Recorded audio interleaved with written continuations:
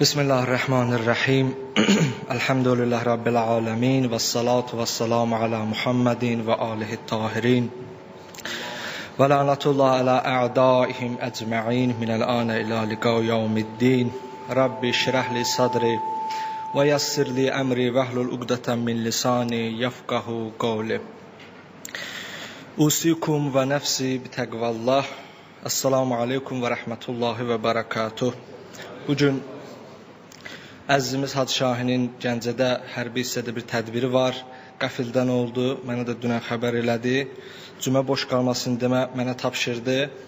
Mən də cümə bərpa olsun demə 5-10 dəqiqə vaxtınızı alacağam ki, 2 xutbəmiz tamam olsun ki, cümə namazını qıla bilək. Hacı Şahinin minbərində təzə mövzu açmaq fikrim yoxdur. Cümə bərpa olsun demə neçə dəqiqə danışmaq istəyirəm. Ona görə də bir hədis var. Həzrət Əli əleyhissalamdan istəyirdim ki, onu sizin məhzənizə çatdırım zikr niyyəti ilə. Bu hədisi çox eşitmisiniz. Vaizlər çox danışıblar bu barədə. Mən də istəyirdim biraz bu günlərim zikr niyyəti ilə deyək və biraz da şərh eləyim. Həzrət Əli əleyhissalamdan da hədis. Həzrət buyurur ki, Allah rəhmət eləsin o kəsə ki, hardan gəldiyini, harda olduğunu və hara getdiyini bilə. Allahın rəhməti olsun bu kəsə ki, hardan gəldiyini, harda olduğunu və hara getdiyini bilə. Hədisdən ilk öncə anlayırıq ki, Allahın belə insana hardan gəldiyini, harda olduğunu və hara getdiyini biləcək insana Allahın rəhməti şamil olur.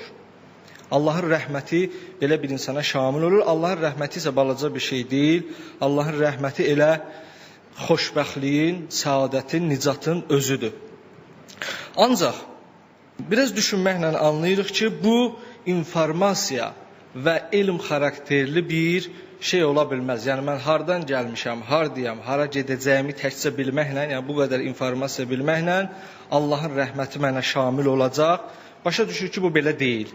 Belə ola bilməz. Çünki Allahın rəhməti layiq olmuş şəxslər bu böyük iddiadır. Həzrət Əlinin bu duası çox böyük bir iddiadır.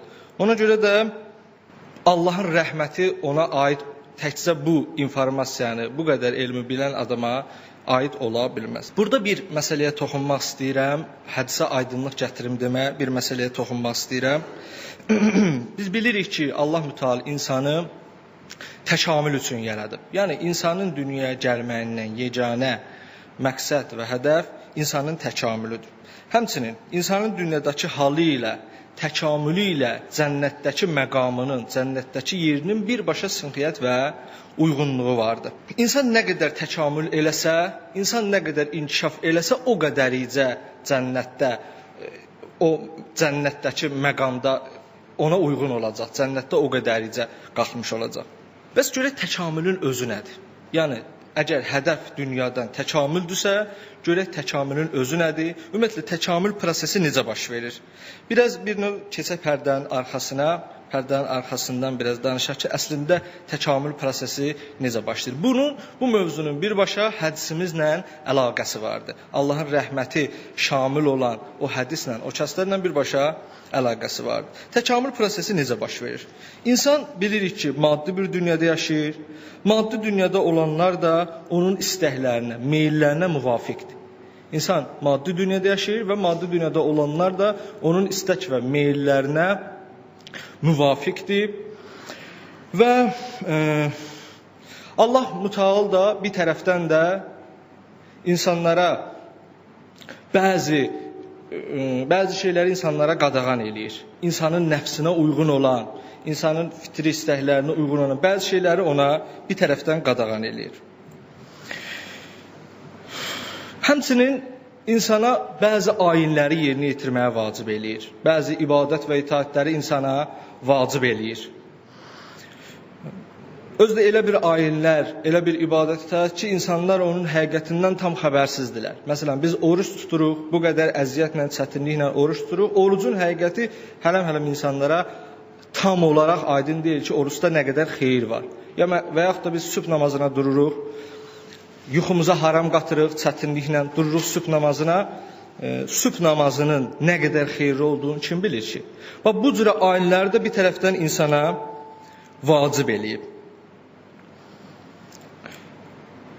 Eyni zamanda da insanın fitrətin rahat tələb yaradıb. İnsan rahat tələb bir biçimdə xəlq olunub. Rahatlığa meyillidir. Deməli, bir tərəfdən nəfsin istəkləri insanı aşağı tərəf çəkir. İnsanda olan meyil və dünya ilə uyğunluq, sinxiyyət insanı aşağı tərəf çəkir. İkinci tərəfdən isə aləmlərin yaradanı, özü hansı yaradan mücərrəd bir varlıq insanı yuxarı tərəf çağırır. Falan işi görməyəcəksən, bu işi vacibdir ki, əməl eləyəsən. İnsanı yuxarı tərəf çəkir. Öz elə bir Allah ki, o mücərrəddir, heç kəs onu heç bir hiss-üzlü ilə anlaya bilmir, dərk eləyə bilmir, heç vaxtda dərk eləməyəcək. Heç bir hiss-üzlüyünə o dərk olunan deyil. Və əgər, məsələn, bir dəfə Allahı kimsə görsəydi, insanlar Allahı görə bilsəydi bircə dəfə və yaxud səsini eşitsəydilər, insanlar üçün asanlaşardı. Günahlardan çəkinmək, qadağalardan çəkinmək və vacibləri yerinə yetirmək, ibadət itaati yerinə yetirmək insanlar üçün asanlaşardı. Amma heç vaxt belə bir şey də olmuyor. Yəni, o da mücərrəddir. Bu iş insanlar üçün daha da çətinləşir. Yəni, insan Allahın, Rəbbin ancaq və ancaq əqli müstəvidə tanıya bilib. O ibadət və itaətə ki, yerinə yetirir, xüsusən inanclı insanlar, onlar əqli müstəvidə tapıblar bunu. Həqiqətin özündən xəbərsizdir hər bir insan. İnsan sırf burada əqlinə müraciət eləyir. Bir dənə də bir söz deyim burada. Allah mütəal öz böyüklüyü və əzəməti ilə bu təkamül prosesinə, bu hidayət prosesinə qarışmasaydı, bəlkə də insanlar dünya insanı çəkir demə, nəfs insanı aşağı meyilləndirir demə, bəlkə də insanlar üçün heç vaxt ibadət eləmək, yəni təkamülə çatmaq qeyri-mümkün olardı. Çünki insan doğrudan da aşağıya tərəf, nəfs istəklərinə tərəf, dünyaya tərəf çox meyillidir. İnsan bu biçimdə yaranır. Bu Allahın özünün proqramı və istəyidir ki, insan sırf əqlinə bağlanıb mübarizə aparsın. Bax, bu mübarizədən təkamül prosesi baş verir. Ancaq və ancaq bu mübarizədən təkamül prosesi baş verir və o təkamül ki, insanlar üçün bu dünyada yeganə hədəfdir ki, insan o bir dünyada bu məsələni aydınlaşdırmaqla nə qədər suallarda cavab vermək olar, bəzi əqidəvi suallara da cavab vermək olar ki, Allah eləyə bilməzdimi insanı cənnətdə yaratsın birbaşa və sair və ilaxır sualların cavabı da tapılır. Yəni insan bu dünyada təkamülə çatmalıdır. Təkamülün pərdə arxası da təxmini demək olar ki, belədir. Nəticədə bu olur ki, hədis bizə deyir ki, insan bilməlidir ki, Allah rəhmət eləsin o kəsə ki, Allahın rəhməti olsun o kəsə ki, hardan gəldiyini, harda olduğunu və hara getdiyini bilə. Yəni, təkcə mən hardan gəlmişəm, hardayam və hara gedirəmi yox. Hardayam və hara gedəcəm, bunun xüsusiyyətlərin, xasiyyətlərin bilə. Mən nə üçün gəlmişəm, nə etməliyəm və məni nələr gözləyir? Ora üçün mən burada nə etməliyəm? Bunları bilib, anlayıb, əməl edənlər üçün də Həzrət Əlinin o duası. Ümumiyyətlə, insan bütün dünyadakı məsələlərin hamısına bu prizmadan baxmalıdır. Ruzi qazanmaq, elm əldə eləmək, cihad, ailə qurmaq, bütün məsələlərin hamısına bu mövzudan, buradan baxmalıdır. Yəni, Allah istəsə insanlara ruzini əziyyət çəkmədən verə bilər. Yəni, Allah istəsə elmi insanlara əziyyət çəkmədən verə bilər. Amma həmin o təkamül prosesi səbəb olur ki, insanlar bu yolda əziyyət və məşəqqətə düşsünlər ki, təkamül eləsinlər. Sonda bir dənə də bir məsələni, bir misalla sözümü yekunlaşdırmaq istəyirdim. O misal da budur ki, daha aydın olsun demə bu misalı seçdim. Övlad və valideyn misalı. Biz hamımız bilirik, xüsusən inanclı insanlar hamısı bilirlər ki, övlad valideynin deyil. Yəni Allah ona müvəqqəti verib. Ona verib ki, valideyn övladı böyüyüb boya başa çatdırsın və bunun müqabilində də Allah ona ancaq mükafat və əcr verəcək, savab verəcək. Başqa heç bir malikiyyəti yoxdur övlad barəsində. İndi dünyəvi işlərdən başqa da yəqin ki, aydın olur mən nə demək istəyirəm. Amma çətindir demə övlad böyütmək, övladı boya başa çatdırmaq çox əziyyətli və məşəqqətli bir işdir demə. Allah eyni zamanda valideynin ürəyinə övladın məhəbbətini də salır. Övladın məhəbbətini salır. Ki, maraq olsun, yəni valideyn övlada baxa bilsin.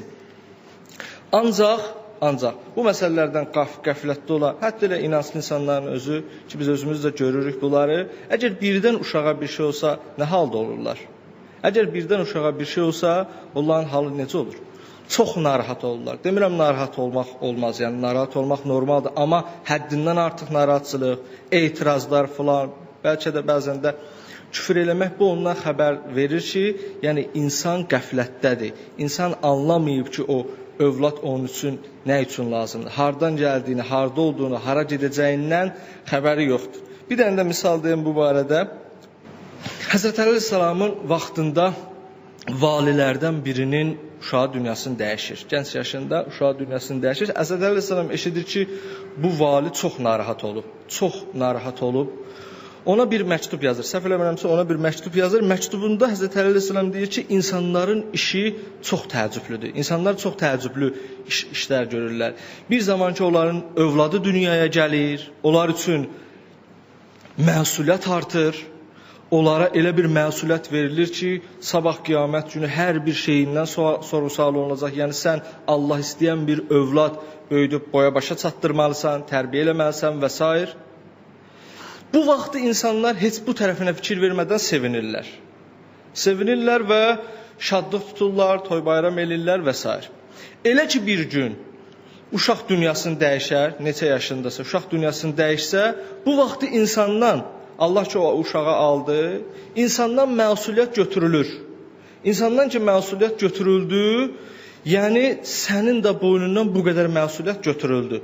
Bu vaxtı insan şükür eləmək əvəzinə, ki, ilahi sənə şükür, mən bir təhər necəsə verdim, inşallah qəbul eləyərsən falan. Bu kimi şeylər əvəzinə narahat normaldan artıq, həddindən artıq narahat olur, bəzən də etiraz edir. Əli əleyhissalam deyir ki, bax, belə insanların işləri çox təəccüblüdür. Ona görə də hədisimiz nə idi? Həzrət Əli əleyhissalam buyurur ki, Allah rəhmət eləsin o kəsə ki, bilir hardan gəlib, hardadır və hara gedəcək. Yəni, insan harda yaşadığı dünyanın gedəcəyi yerin xasiyyətlərindən xəbərdar olmalıdır. Euzubillahimineşşeytanirracim. Bismillahirrahmanirrahim. Qul əuzu bi rabbin-nas, malikin-nas, ilahin-nas, min şerril vasvasil xannas, ellezî yuvasvisu fî sudurin-nas, minel cinneti ven-nas. Sadaqallahul aliyyil.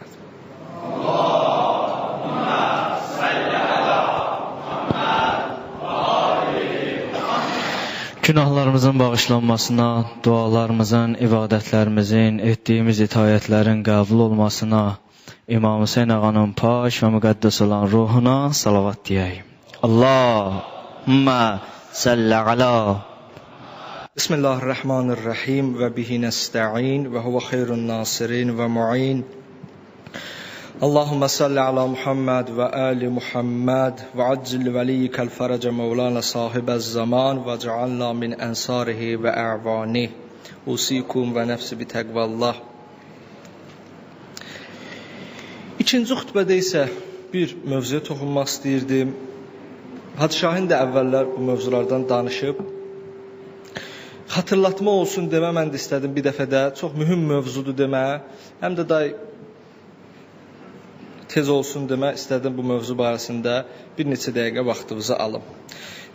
Bir çox ixtilafların yaranma səbəblərindən biri olan mühüm və daha mühüm mövzusunda bir neçə dəqiqə danışmaq istəyirdim. Mühüm və daha mühüm. Yəqin ki, eşitmişsiniz, xəbəriniz var bu mövzudan. Buna əhəm mühüm də deyirlər. Əhəm mühüm elə dildə, el arasında, dindarların arasında əhəm mühüm kimi məşhurdur.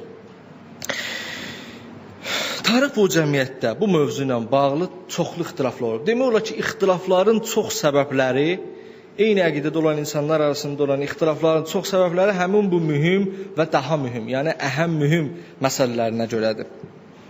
Daha zirəng, daha iti düşüncəli insanlar zəmaniyə, şəraitə, məsləhətə uyğun olaraq ən yaxşı iki mühümdən daha mühümini seçə biliblər. Ümumiyyətlə deməliyik ki, bu əhəm mühüm məsələsi elm əhlinin arasında fərqlənmə meyarıdır. İnsanlar elmli ola bilər, amma onların arasında daha elmli, daha qabaqcıl, öncül kimdir? Həmin əhəmmi seçə bilən insan. Bu, elm əhli arasında, ictimai insanlar arasında